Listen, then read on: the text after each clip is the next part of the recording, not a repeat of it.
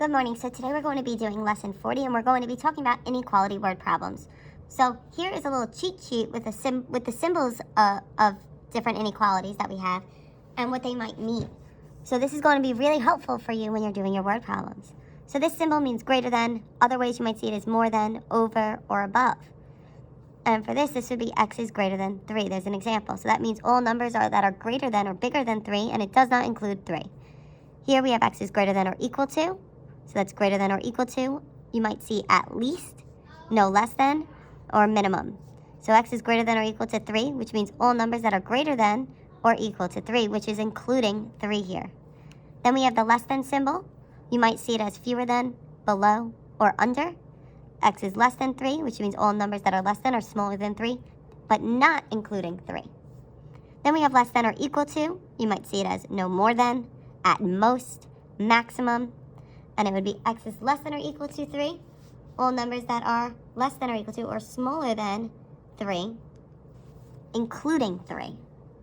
So here, if we look at our first question, Tyler spends less than $26 on a magazine and 5 composition notebooks. The magazine costs $4. We need to write an inequality to represent the situation.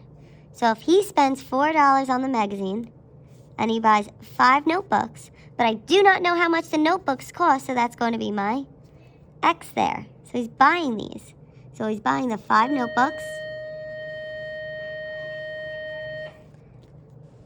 and the $4 on the magazine, and he's spending less than $26 on all of this.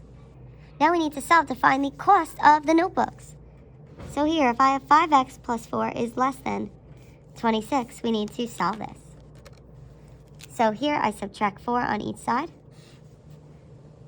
So then I get 5x is less than 22. Then I need to divide by 5 on each side. And I have x is less than 4.4. So now, first we need to think about this in money because we're talking about a cost. So money, so this would be 4.4, which is $4.40. So if x is less than $4.40, that means it cannot include that $4.40.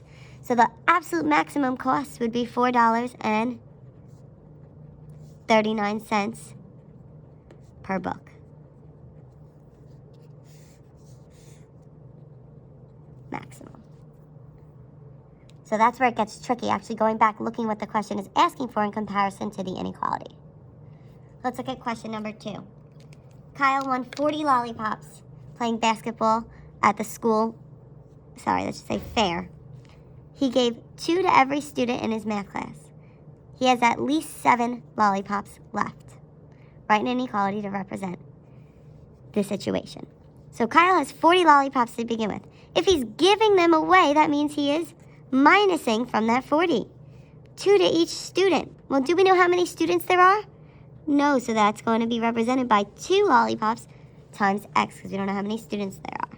So that would be 40 minus 2x. He has at least 7 left. So that means that the amount of lollipops he has must be greater than or equal to 7. Because the number of lollipops here needs to be bigger than or equal to 7. So then we need to solve. So if I have 40 minus 2x is greater than or equal to 7, I need to solve here. The first thing I'm going to do is I'm going to subtract 40 on each side. So then I get negative 2x is greater than or equal to negative 33. Then we need to divide by a negative 2 on each side. And what you're going to notice here is I'm dividing by a negative. What do we need to do when we divide by a negative? We need to flip our sign. So this becomes less than or equal to. And then when I do negative 33 divided by a negative 2, we get 16.5. So now, x is less than or equal to 16.5. So x could be equal to 16.5, but remember we're talking about students. Can you have a half a student? No, even if the student is small, it's still a full student. So you can't have a half a student. So x is less than or equal to 16.5 would mean that we would have 16 students. So looking at question number 3, Erin rented a bike from Anna's Bikes. They charged her $2 an hour plus a $10 rental fee. Erin paid less than $27. So we need to write an inequality to represent the situation and then solve to find the maximum number of hours. So $2 per hour. Do I know how many hours there are? No, so that would be represented as 2x. Plus means we're adding a $10 rental fee. So that's a flat fee. It never changes. And Erin paid less than, so this all needs to be less than $27. So then we need to solve this inequality. So the first thing I'm going to do is subtract 10 on each side.